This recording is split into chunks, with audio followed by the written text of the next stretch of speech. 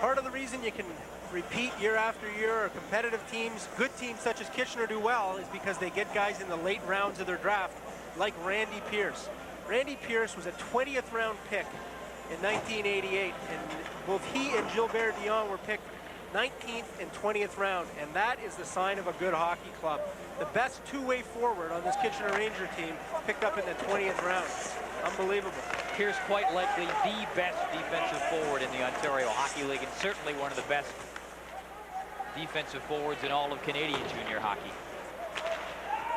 Boudreau clearing it in for Laval, wheeling into forecheck at Martin Lapointe, number 22. He took that cross check to the noggin earlier in the game, but looks to be okay. Bacco taking a regular shift. On the line with Chalapou and Wavin.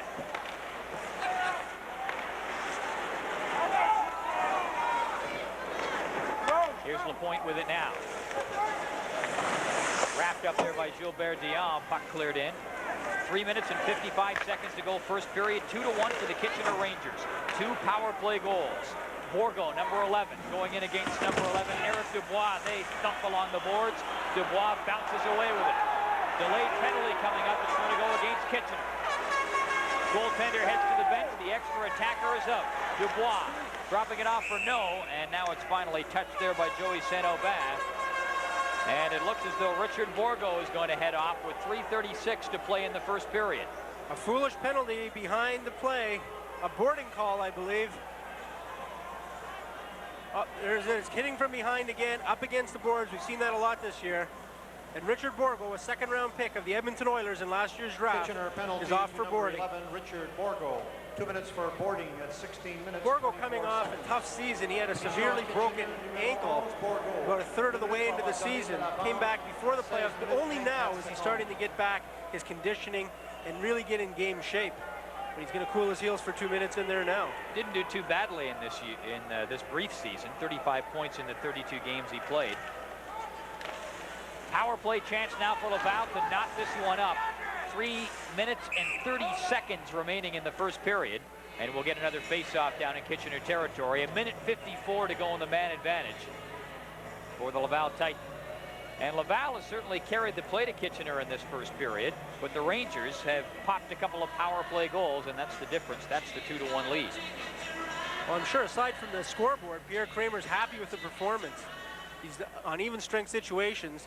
His team has been outplaying the Kitchener Rangers. Here's Lapointe. Wavin is in front of the net trying to stir something up. Lapointe back out. Dubois shoots, scores.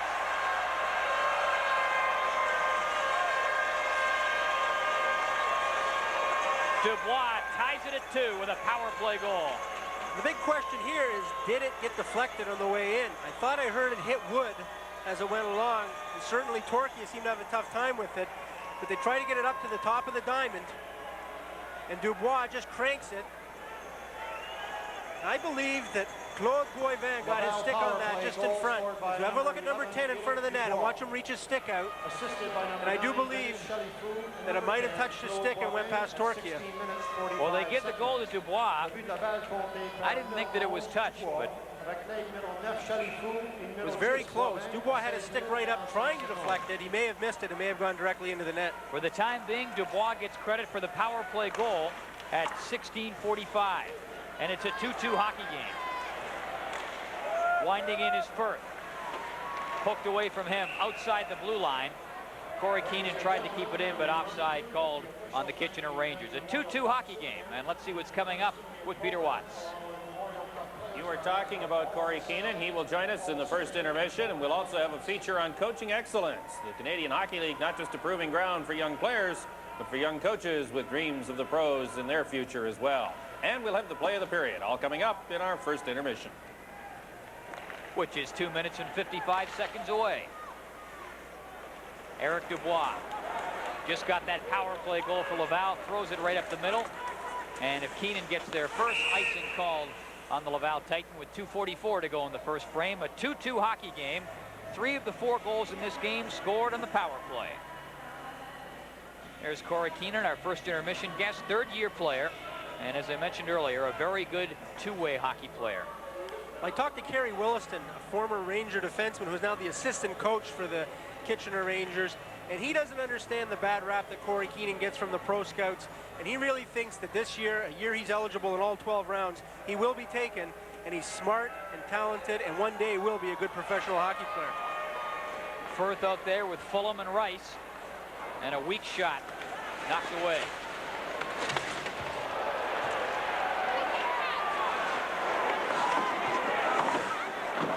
Firth trying to make the stand along the boards. Fulham helps him out. Loose puck picked up, and Dubois able to flip it out to center. The winner of this game on to the Memorial Cup Championship game tomorrow against the Oshawa Generals. And you can see that one here on TSN. Right now, a close one. It's 2-2 late in this first period. Here comes Sylvain No. In front for Gingras. Didn't make the pass, and that's going to be a surprise. Gingras was wide open.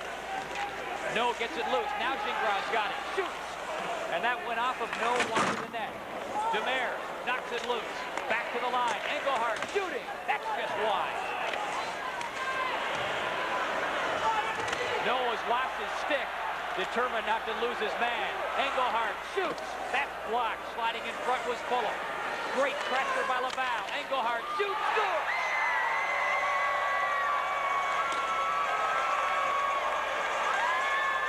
Sylvain No may have tipped that Engelhardt shot.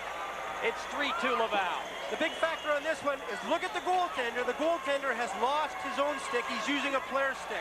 Rival Fulham passed over his stick when the goaltending stick of Mike Torquia was knocked out, and that one just looked like the puck had eyes, went all the way through. There's no stick at all for Mike Torquia. Rival Fulham comes over, gives him a stick, and he's holding it incorrectly. And as that play went on, we saw the puck slide between Torquia's legs with a lot of traffic around him. Big Serge Engelhardt. Big thrill for him. Memorial Cup first goal.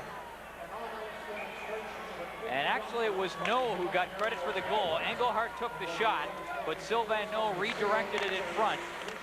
And it's 3-2 in favor of Laval. Late in this first period. Now what a turnaround. Stepping in now. Pierce.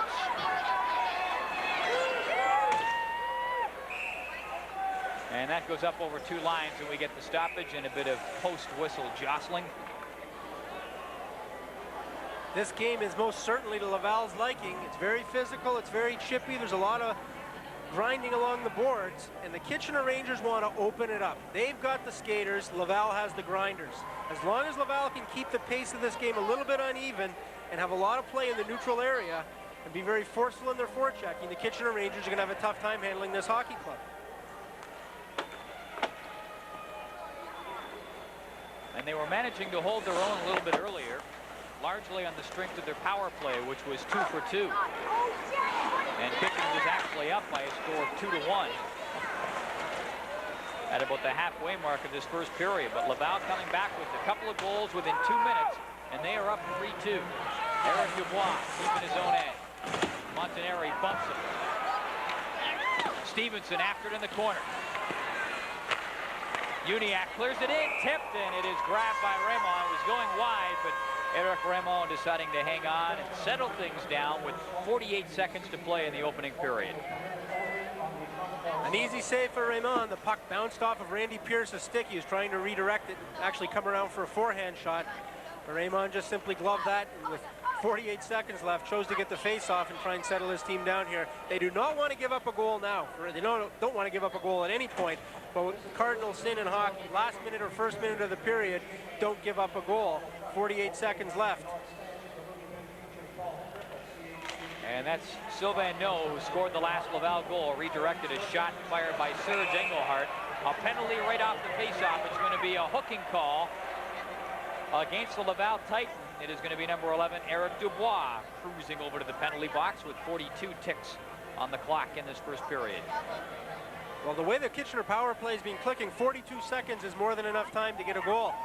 You'll see Dubois come up here, strong one-on-one play. He's got a stick between the legs. And there you see him just take it a little too far and flip Gilbert Dion. Dion, incidentally, the younger brother, and much younger brother, of Marcel Dion, future Hall of Famer. Stevenson taking the face-off. He's trying to get it back to Jason York, number 21. You see him there on the left-hand side of your screen, just off the top of the circle. He's got a pretty good shot.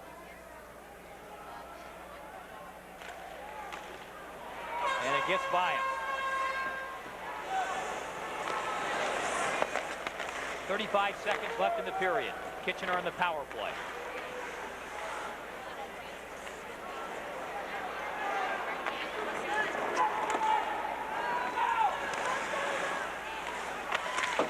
Brisbois can't get it out. Keenan with a shot, and that will sail up over the glass and out of play with 18 seconds remaining in the first period. The Rangers with the man advantage, and that will obviously carry over into the second period should they not click in the next 18 seconds.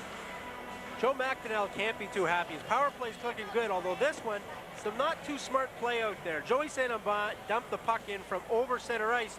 He's very fortunate that it wasn't an icing call. And Pierre Kramer is just now trying to get out of this period. 18 seconds left. He wants to get his team back to the dressing room, regroup for the second period, and give them the confidence that they need and say, come on, we're up by 1. We're playing our game. We can beat these guys. Brisbois getting it down the ice, and that may just be enough to ground the Kitchener power play for at least the rest of this period.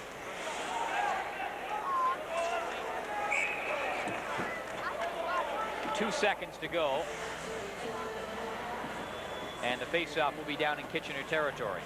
You know, Paul, the Kitchener Rangers may have a bit of a hangover here. They played double overtime on Thursday night against the Oshawa Generals, a very emotional, well-played hockey game.